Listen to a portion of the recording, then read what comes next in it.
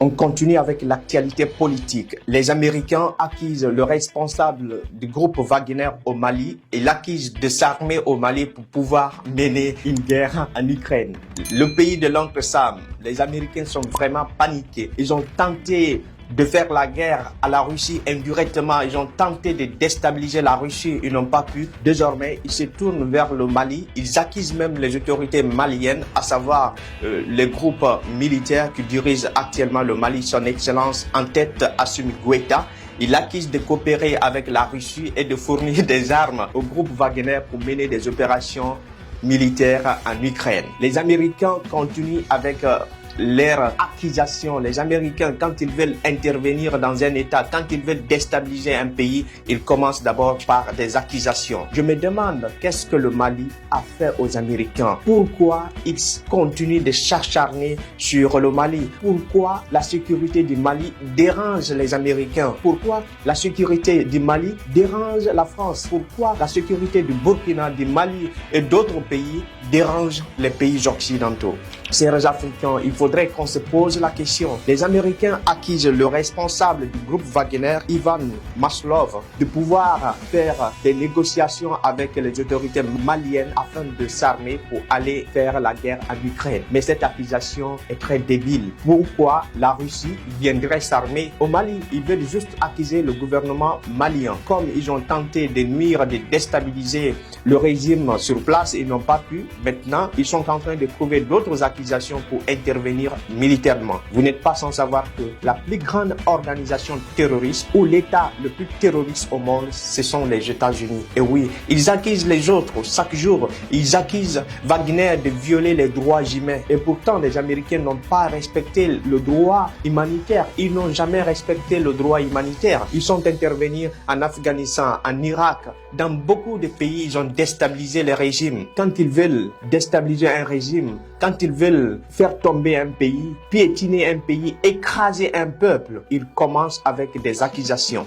Dans cette optique donc, les autorités américaines ont pris des sanctions très lourdes contre le responsable du groupe Wagner au Mali, Ivan Maslov. En ce sens, ils ont zélé tous les avoirs du monsieur. Et oui, ils ont même interdit à toutes les entreprises qui se trouvent aux États-Unis de pouvoir faire des opérations de capitalisation ou, je ne sais pas, des retraits de fonds avec ce monsieur Ivan Maslov. Ils ne respectent pas le droit d'investissement. Ils ne respectent pas la sécurité des investisseurs. Et oui, et pourtant, ils passent des accords avec de nombreux pays pour pouvoir garantir les investissements. Un jour, les Américains se lèvent, prennent des sanctions, ils gèlent les biens des gens injustement. C'est d'ailleurs l'occasion pour moi de rappeler à tous ces Africains, à tous les dirigeants africains qui pillent leur pays et qui partent investir dans ces pays-là. Vous-même, vous voyez, en cas de problème, ils vont geler tous vos biens. C'est comme ça le trésor américain s'enrichit illégalement, illicitement avec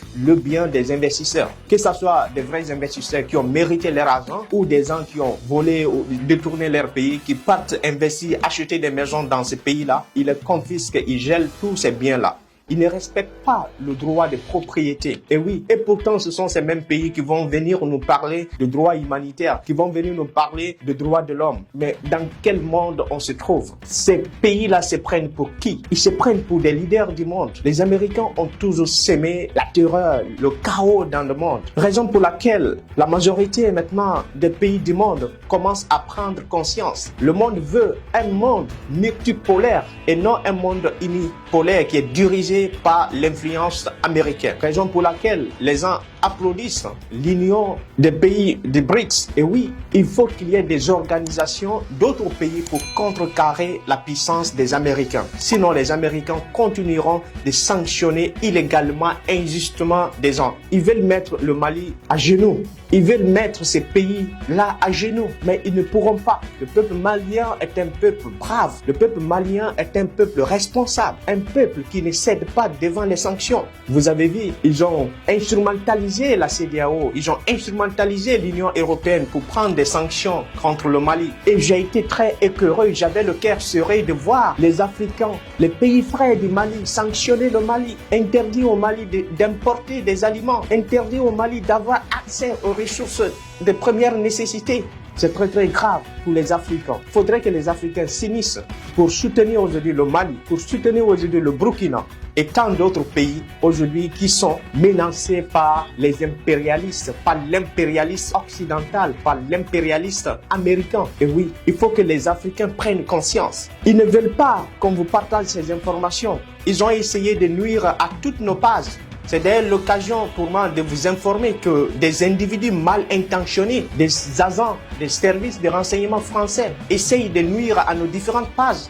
Mais ils ne pourront pas. Nous menons une guerre d'information, nous menons une guerre du numérique. Et ces personnes-là, nous aussi, nous ferons des attaques, des contre-attaques contre les institutions. Nous continuerons également à créer de nouvelles pages. Nous continuerons également à nous équiper avec des outils modernes pour vous informer, parce que c'est le plus important. Leurs médias sont en train de faire la désinformation. Leurs médias ne veulent pas vous montrer les réalités. Ils partagent l'information qui les concerne. Ils partagent l'information qui les arrange. Mais quand il s'agit de partager des informations, de réveil de conscience, des informations pour instaurer ou ressusciter le panafricanisme, ils nous traitent de propagandistes. Ils nous traitent de trolls russes. Ils nous traitent d'agents de la Russie, mais ils se trompent. Nous sommes là pour la vérité. Nous voulons que l'Afrique traite avec des pays cohérents, avec des pays sincères et non des pays hypocrites. Et oui, raison pour laquelle aujourd'hui les pays africains coopèrent avec la Russie, parce que la Russie est un pays qui n'est pas hypocrite dans ses relations. La Russie est France. Elle est honnête dans ses relations. Elle n'est pas comme d'autres pays impérialistes, d'autres pays hypocrites qui viennent sous forme de partenaires et pourtant ce sont des ennemis, des ravisseurs, des grands ravageurs. Et oui, donc je vous prie de vous abonner sur ma nouvelle page que j'ai créée, ma page professionnelle. Vous trouverez le lien dans la description de cette vidéo, juste là, Président Akazé. Je vous prie de vous abonner massivement sur cette page. Nous allons continuer à partager des informations sur cette page. Également, avec cette page, nous continuerons à partager des informations. Nous menons un combat chaque jour. Nous recevons des menaces. Nous recevons des menaces. Nous sommes obligés parfois de changer de localité. Nous sommes obligés parfois de changer de domicile. Nous recevons des menaces de la part de ces agents de renseignement, de la part de ces pays impérialistes. Ils ne veulent pas que nous vous partagions ces informations. Ils ne veulent pas que nous prenions un message de réveil de conscience. Ils veulent voir les Africains danser, jouer, faire la comédie. C'est ça. Ils veulent que notre génération soit une génération de comédie, mais ça ne marchera pas. Cette génération africaine, avec les outils digitaux, avec le digital, le numérique, nous allons continuer à impacter des milliers de personnes. Vous êtes nombreux à nous suivre, vous êtes nombreux à partager nos publications. Je profite d'ailleurs pour cette occasion pour remercier tous ceux qui participent à ce partage, tous ceux qui participent au réveil des consciences, tous ceux qui participent au réveil des consciences des Africains. Ces pays impérialistes, nous ne les laisserons pas faire tomber le Mali. Nous n'allons pas laisser ces pays-là faire tomber le Burkina. C'est le moment pour l'Afrique de s'unir. Vive l'Afrique! L'Afrique d'abord!